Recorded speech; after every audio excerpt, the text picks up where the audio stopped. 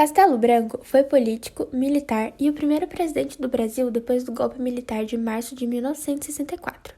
Nomeado pelo Congresso, ele ficou no poder de 15 de abril de 1964 até 15 de março de 1967. Castelo Branco nasceu em Fortaleza, no Ceará, no dia 20 de setembro de 1897. Ele é filho do general de brigada Cândido Borges Castelo Branco e Antonieta Alencar Castelo Branco. Seu nome completo era Humberto de Alencar Castelo Branco. Por parte de mãe, ele foi descendente do romancista José de Alencar. Com as transferências de seu pai, com 8 anos, ele estudou no Recife e estudou também no Liceu Piauiense, em Teresina, no Piauí. Golpe de 1964 e posse do Castelo Branco. Humberto Castelo Branco tornou-se presidente do Brasil poucos dias depois do golpe de 1964. Movimento que articulou grupos golpistas nos meios militares e civis, que resultou na deposição do presidente João Goulart. Essa articulação golpista contou também com grande participação dos Estados Unidos, conforme comprovação documentação existente nos dias de hoje. Após o golpe, o Brasil foi governado de maneira provisória por Ranieri Mazzilli, presidente da Câmara dos Deputados, até a realização de uma eleição indireta em 11 de abril. Nessa eleição, Castelo Branco concorreu à presidência contra Juarez Távora e Eurico Gaspar Dutra, e foi eleito com a maioria absoluta dos votos. A posse de Castelo Branco aconteceu oficialmente no dia 15 de abril de 1964. Aparato de repressão. A ditadura militar utilizou como base de seu poder os atos institucionais, normas de caráter constitucional decretadas pelos presidentes militares, as quais deram o tom da repressão durante os anos da ditadura. O primeiro ato institucional foi baixado em 9 de abril, antes mesmo de Castelo Branco assumir a presidência do país. Conhecido como AI-1, tinha como objetivo justificar e legitimar o movimento golpista que havia.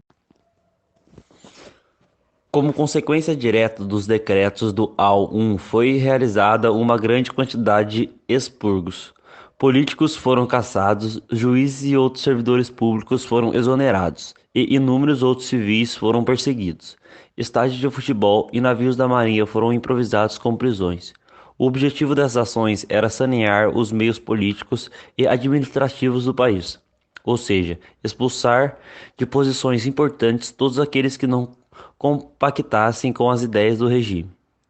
Dados levantados por historiadores evidenciam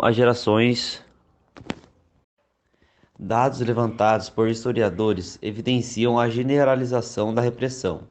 As historiadoras Lília e Heloísa afirmam que o AI-1 sozinho foi responsável direto pela perseguição de 2.990 cidadãos, dos quais 1.313 eram militares que foram compulsoriamente enviados pela reserva, perdendo até mesmo o direito de aposentadoria.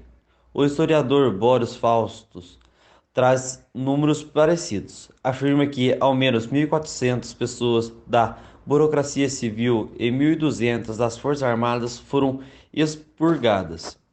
Houve perseguição a sindicatos e movimentos sociais em geral. A União Nacional dos Estudantes, por exemplo, teve sua sede invadida e incendiada antes mesmo do decreto AI-1.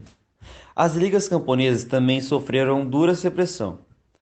A repressão aumenta, AI-2 e AI-3. O AI-1 tinha um prazo de validade para atuação, 31 de janeiro de 1966. Isso dava esperanças para aqueles que acreditavam que o Brasil retomaria o caminho da democracia. O AI-1, inclusive, nem havia recebido numeração na época, pois acreditava-se que seria o único decretado. A junta militar, porém, possuía outros planos para o Brasil, e o regime, que já era duro, endureceu-se ainda mais.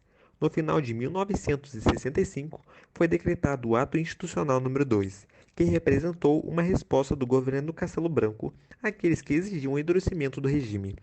A partir do AI-2, o executivo teve seus poderes reforçados e foi determinado que a escolha para a presidência aconteceria de maneira indireta. Essa medida do governo de Castelo Branco contrariou profundamente parte da elite política do país, principalmente os liberais conservadores, que haviam apoiado o golpe de 1964, esperando que o poder fosse transmitido novamente para os civis. Entre os liberais insatisfeitos, o grande destaque foi Carlos Lacerda, político conservador que almejava concorrer à presidência entre 1965 e 1966. Carlos Lacerda havia apoiado o golpe em 1964. No entanto, com o decreto do AI-2, rompeu publicamente com a ditadura. Em seguida, formou. Agora vou falar sobre a economia. No plano econômico, o governo de Castelo Branco ficou marcado por uma política de austeridade, que tinha como objetivo primordial o controle e a redução da inflação no Brasil, além do combate ao endividamento público.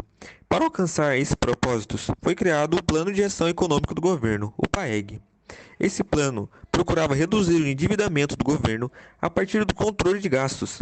Para isso, foi elaborada também uma política de reajuste salarial, que ofertava ao trabalhador reajustes anuais sempre menores que a inflação do ano anterior. Essa política de controle dos salários do trabalhador demonstra bem o caráter austero da política econômica do governo de Castelo Branco. Esse pacote trabalhista e econômico consta também da Lei de Greve de 1964, que estipulava condições extremamente complicadas para a realização de greve no Brasil, tornando quase impossível a realização desse direito no país. Em relação aos seus objetivos, o PAEG foi considerado bem-sucedido, pois a inflação caiu a partir de 1965. Apesar disso, esse plano, bem como toda a política econômica desse governo, visava atender aos interesses do grande empresário do país. Fato que ficou evidente com as medidas tomadas pelo governo de Castelo Branco, como controlar o salário dos trabalhadores, restringir o direito de greve, além de retirar outros benefícios dos trabalhadores. Em outubro de 1966, o Congresso Nacional elegeu indiretamente o general Arthur da Costa e Silva para presidente da República. A indignação veio da cúpula das Forças Armadas e foi referendado pelos políticos da Arena. O MDB, em protesto, ausentou-se da votação. No dia 15 de março de 1967, Costa e Silva assumiu o poder. Castelo Branco morreu em 18 de julho de 1967, quando o avião do exército em que ele viajava foi atingido pela asa de um jato da Força Aérea Brasileira, que realizava um voo de instrução nas proximidades da base aérea de Fortaleza.